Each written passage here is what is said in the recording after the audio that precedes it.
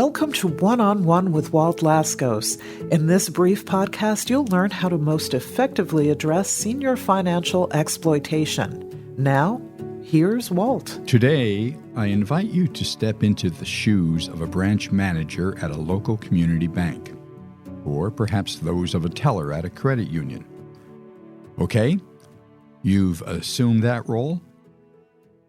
Now, in walks an older male adult customer who appears to be around 75 to 80 years of age.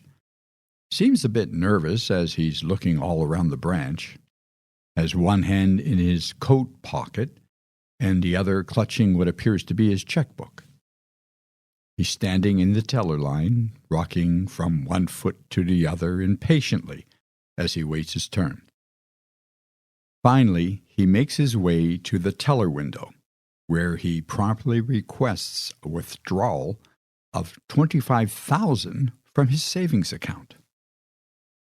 Okay, let's pause now for a moment, so in your mind you can consider how you might best respond. Anyone who's encountered a situation like this knows full well that how you engage this man in conversation will determine whether his $25,000 remains safe or eventually falls into the hands of the con artist, who is mischievously manipulating the victim right before our very eyes. Come on, the hand in the man's pocket is a giveaway.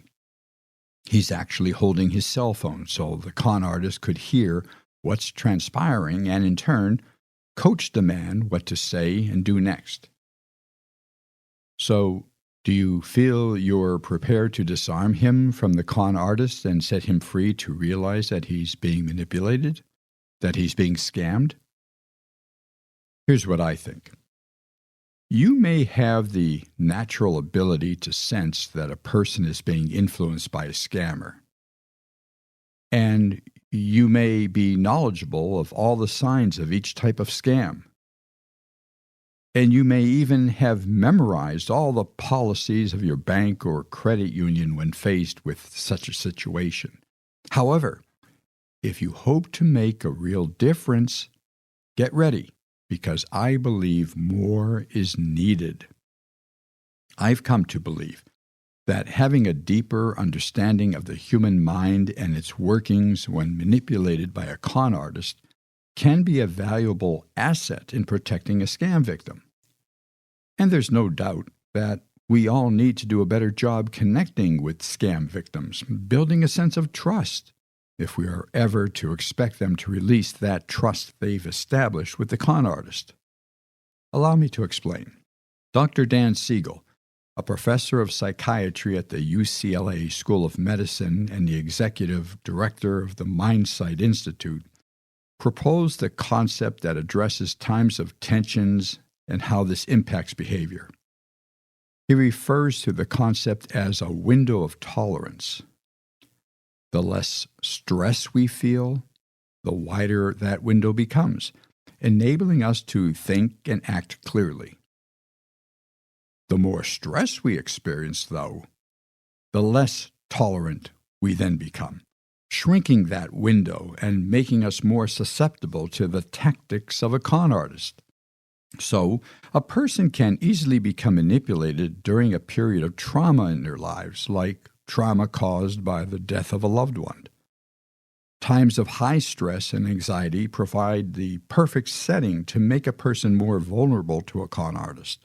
Now, think of all the older adults you know, and especially those who tend to be very anxious, fixated, and obsessing about all the trivial aspects of their daily lives. Imagine what their window of tolerance may be like. I hope you see my point. By being aware of the ways stress and anxiety influence human behavior, shrinking the window of tolerance, we allow ourselves to better understand why a person who's being manipulated by a con artist behaves as they do. Just the stress alone produced by the scammer's manipulation should be enough to set off alarms. And, along with better understanding, comes listening. I recommend that we all must do a better job at listening to a suspected scam victim as the first step in the engagement response.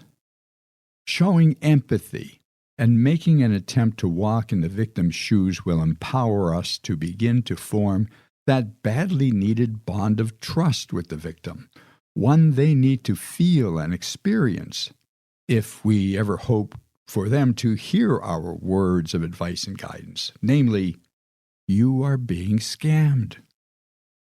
Remember, it's very embarrassing to admit to anyone that you've been taken for a ride, that you've been scammed, that you've just handed over thousands of dollars to a con artist. Admitting to it during the actual request to withdraw funds or months afterward, when it's become clear that they've been scammed, makes no difference. Being manipulated to such an extent produces a profound and haunting memory.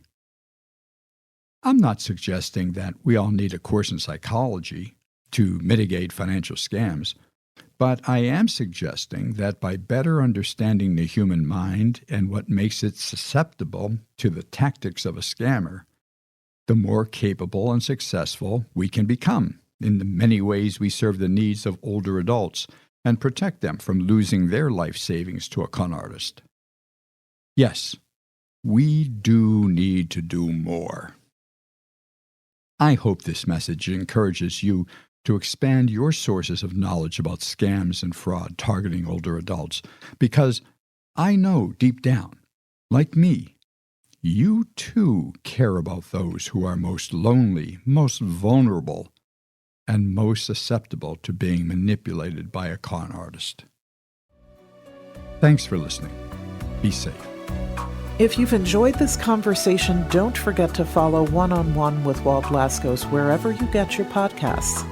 Feel free to send comments to walt@laskoscommunications.com. And to learn more about how you might support the prevention of elder financial scams, visit laskoscommunications.com.